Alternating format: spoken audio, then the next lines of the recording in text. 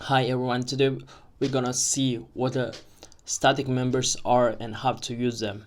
So first of all, let's see this example. Um, here we are creating a, an object called a car, and this object is an instance of the class car.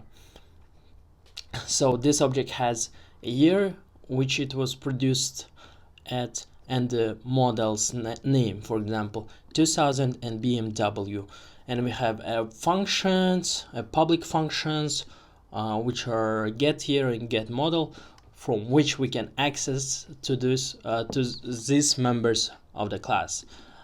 So yeah, it's pretty basic, very simple class.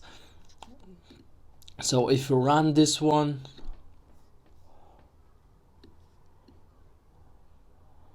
yeah, we're gonna have 2000 and BMW, since we're outputting here and here. And so what are the static members? Static members, in short, are the members which are related to the class, not to the one object, but to the all objects in that class. For example, let's say we have a class car, and we can create a lot of different objects. For example, a BMW object, or Mercedes object, or Toyota object, but they all have something in common. For example, number of doors they have. For example, let's say we want this class represent a factory where only cars with the 4 doors can be produced. That's why we can create a number of doors equal to 4. So this will mean non-constatic data must be initialized out of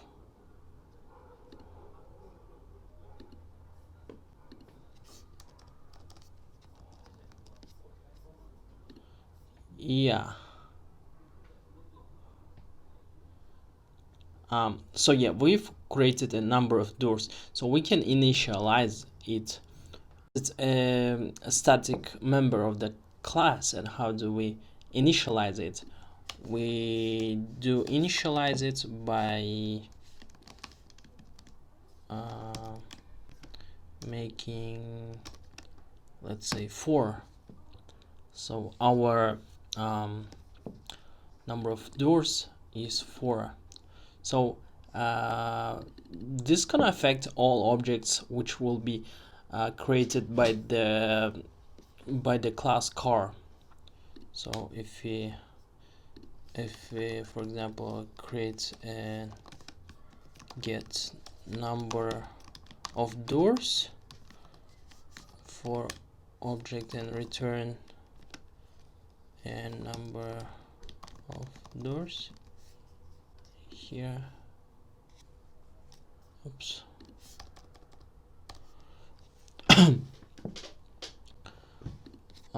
So if we create and if we access the number of doors, then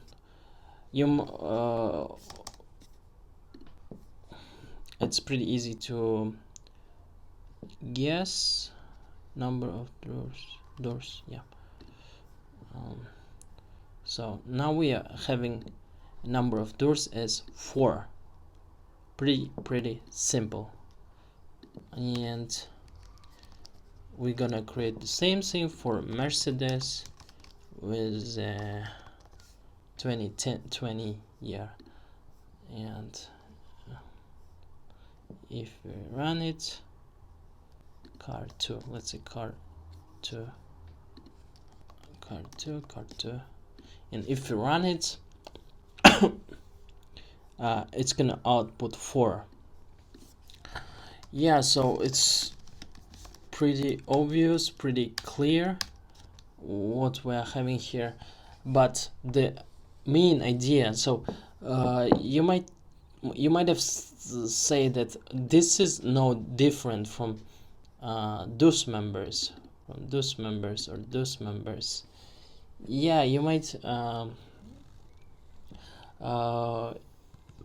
you may think in that way, but one thing is that if you change a static member, then it will be changed for all objects that are created by that class, or which are instance of that class. So let me try to change the that how do we change it? We can change just by accessing here like this. And yeah, so as you can see, it's all changed for fun. But we can even try to change it with different way. For example, let's say if you have a void function called change door, and you can see this function is an object function.